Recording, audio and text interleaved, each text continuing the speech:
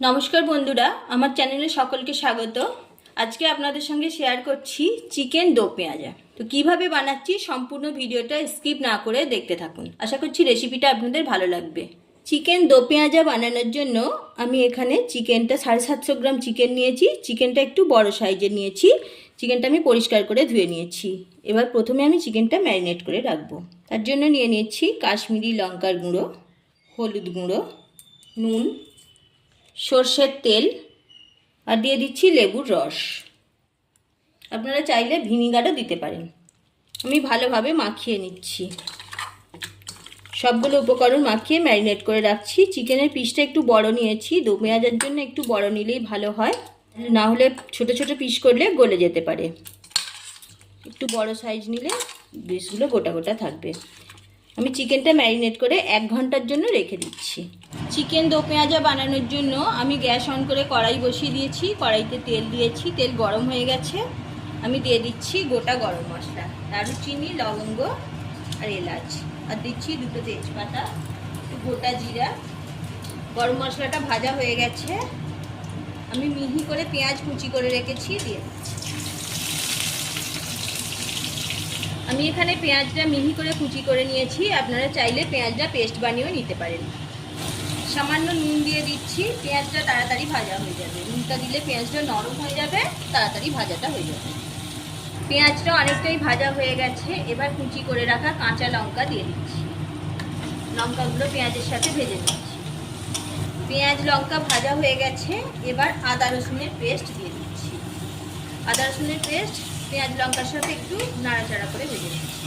এবার টমেটো আর কাঁচা লঙ্কা পেস্ট করে রেখেছি, দিয়ে দিচ্ছি। টমেটো পেস্টটা পেঁয়াজের সাথে একটু ভালোভাবে ভেজে নিচ্ছি। এবার দিয়ে দিচ্ছি কাশ্মীরি লাল লঙ্কার গুঁড়ো 1 চামচ, হলুদ গুঁড়ো,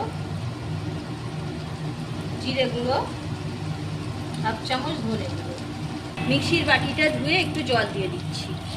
এবার মশলাটা ভালোভাবে একটু সময় নিয়ে কষাতে হবে। গ্যাসের আঁচটা মিডিয়ামে রেখে আমি মশলাটা কষাচ্ছি।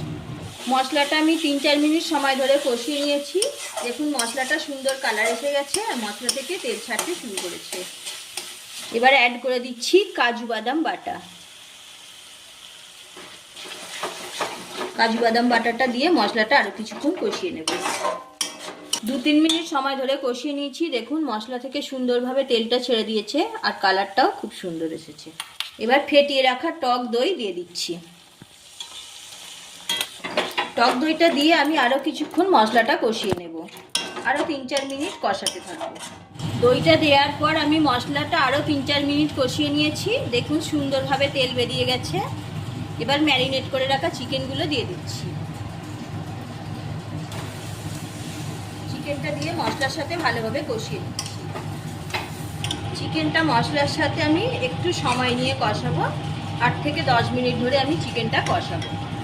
চিকেনটা বেশ 7-8 মিনিট সময় ধরে লো ফ্লেমে কষিয়ে নিয়েছি। এবার একটা ঢাকনা দিয়ে সিদ্ধ হতে দেবো। ততক্ষণে আমি দো পেঁয়াজটা ভেজে নিচ্ছি। একটা কড়াইয়ে গ্যাস অন করে তেল দিয়ে দিয়েছি। এর সাথে দিয়ে দিচ্ছি একটু ঘি, অল্প পরিমাণে ঘি দিচ্ছি। দিয়ে দিচ্ছি মৌরি, কাঁচা লঙ্কা। এবার পেঁয়াজগুলো আমি এইভাবে কেটে নিয়েছি, দিয়ে দিচ্ছি।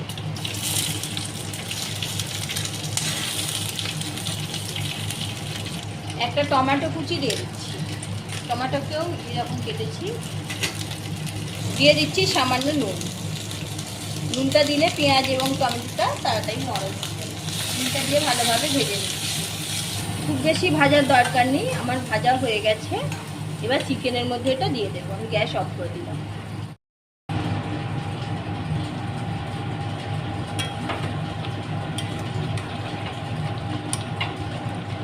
চিকেন 80% সিদ্ধ হয়ে গেছে। ভেজে রাখা পেঁয়াজের মশলাটা দিয়ে দিচ্ছি। চিকেনের সাথে ভালোভাবে মিশিয়ে দিচ্ছি। ভেজে রাখা মশলাটা চিকেনের সাথে আরও কিছুক্ষণ কষিয়ে নিলাম। এবার যেহেতু আমি একটু গ্রেভি রাখবো, সেই জন্য অল্প পরিমাণে জল দিয়ে দিচ্ছি। এখানে গরম জল দিলাম। জলের পরিমাণটা আপনারা বুঝে দেবেন, যেমন গ্রেভি রাখতে চাইবেন সেই মতো জলটা দেবেন। গ্রেভিটা বেশি রাখতে চাইলে জলের পরিমাণটা বাড়িয়ে দেবেন। এবার একটা ঢাকনা দিয়ে গ্যাসের আঁচটা লো করে দিয়ে কিছুক্ষণ ফুটতে দেবেন।